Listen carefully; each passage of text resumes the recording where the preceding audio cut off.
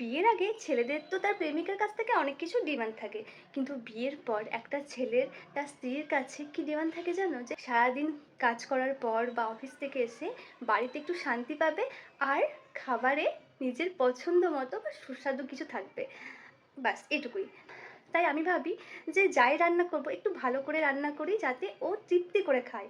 আমি না রান্নার ব্যাপারে খুব খুঁতখুঁতে, তাই যে রান্নাটাই করি সেটা একটু ভালোভাবেই করার চেষ্টা করি। শুধু ওর জন্য নয়, আমিও কিন্তু খাবারের ব্যাপারে খুব খুঁতখুঁতে। তাই আজ ভাবলাম ওর পছন্দ মতো কিছু রান্না করা যাক। তো চলো দেখি কি রান্না করা যায়। তো ফ্রিজে দেখলাম পনির রয়েছে আর বাটারও রয়েছে। তাই ভাবলাম সহজ উপায়ে বাটার পনিরটা বানিয়ে নেওয়া যাক। আর মুখার্জিও পনির খেতে ভালোবাসে, তাই আমি প্রথমে পনিরের সঙ্গে একটু গোলমরিচ গুঁড়ো, একটু কাশ্মীরি লঙ্কার গুঁড়ো আর একটু আদা রসুন বাটা একটু মাখিয়ে নিয়েছিলাম। আর এটা আমি প্রায় ওই 5 মিনিট মতো মাখিয়ে রাখবো। আর 5 মিনিট রেস্টে থাকতে থাকতে একটু আমি কড়াইয়ে তেল দিলাম, সাদা তেল। তার মধ্যে একটা মশলা বানাবো, তার আগে মশলাগুলো ফ্রাই করে নেব। এখানে রয়েছে গরম মশলা, তারপর দিয়ে দিলাম শুকনো লঙ্কা। আর এই লঙ্কাগুলো না খেতে খুব ভালো। আর দিলাম পেঁয়াজ রসুন আদা। এগুলো আমি একটু ফ্রাই করে নেব, একদম লাল লাল করে ফ্রাই করব না, যাতে সে একদম শুকনো ভাব চলে আসে। একটু কম ফ্রাই, মানে খুব ফ্রাইও নয় খুব হালকা ফ্রাইও নয়, আমি একটু ফ্রাই করে নিলাম। আমি জানি তোমরা সবাই রান্না ভালো করো, সবাই এখন রান্না ভালোই পারে। তো আমি আমার মতো করেই বানাই।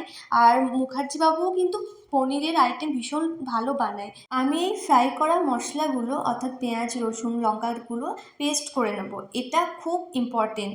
এভাবে ফ্রাই করে মশলা করলে খেতেও ভালো লাগে। এরপর আমি একটু কড়াইয়ে বাটার দিয়ে দেব। ওই যে রেস্টে রাখা ম্যারিনেট করা পনিরগুলো, সেগুলো ফ্রাই করে নেব, কারণ আজকে আমি বাটার পনির বানাচ্ছি। তার জন্য পুরোটা বাটারেই আমি রান্নাটা করব। শুধু মশলাটা ভেজেছিলাম সাদা তেলে। এবার আমি খুব নরম করে কিন্তু ফ্রাই করব, একদম ড্রাই করে কিন্তু ফ্রাই করব না, তাহলে খেতে ভালো লাগবে না। একটু সফট থাকলে পনির খেতেও ভালো লাগে। এরপর যেটা মেন সেটা হলো টমেটো আর কাজুকে আমি পেস্ট করে নেব। এটা না হলে কিন্তু বাটার পনির খেতে ভালো লাগবে না। আর পেস্টটা এত স্মুথ আর এত সুন্দর হয়, এমনি খেলেও বেশ ভালোই লাগে। তারপর পুরো রান্নাটা যখন আমি বাটার দিয়ে করব, বাটার দিলাম। তারপর 1 চিমটি মতো চিনি দিলাম, যাতে একটু রেড কালারটা আসে। সামান্য, না দিলেও চলবে। এরপর চিনিটা মেল্ট হয়ে গেলে দিয়ে দেব গরম মশলা। আর এগুলো কিন্তু সবগুলো গোটা হবে, একটা করেই দিয়েছি গরম মশলা।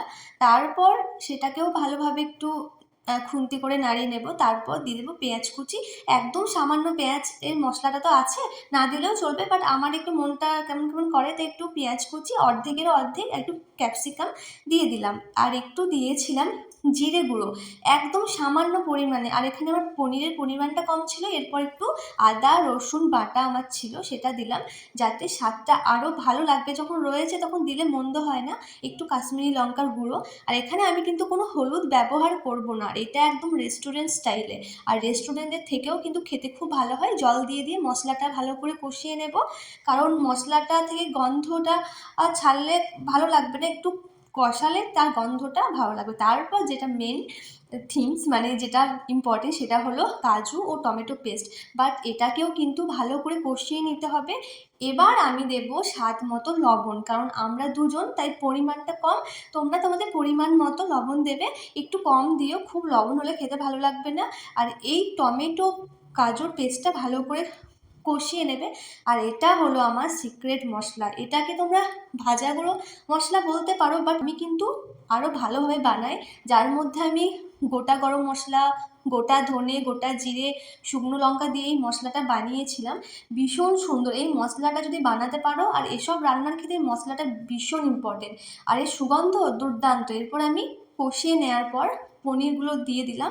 এরপর একটুক্ষণ হালকা জল দিয়ে ফুটিয়ে নিলাম, যাতে গ্রেভিটা একটু পনিরের মধ্যে ঢুকবে না, বাট খেতে একটু সফটনেস আসবে।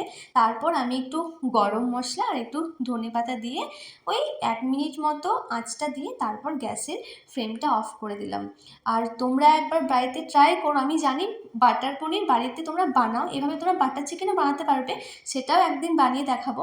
বাট এভাবে একদিন বানাও, রেস্টুরেন্টের থেকেও ভীষণ ভালো হয় খেতে। আর এটা তোমরা রুটি বা পরোটার সঙ্গে খেতে পারবে। আর সত্যি বলছি, এটা ভীষণ ভালো হয়েছিল খেতে। আমি রান্না করেছি বলে নয়, আমি রান্নার ব্যাপারে খুব খুঁতখুঁতে। ভালো না হলে আমার ভালো লাগে না, একবার ট্রাই করো, ভালো লাগবে। তো আমার রান্না ডান।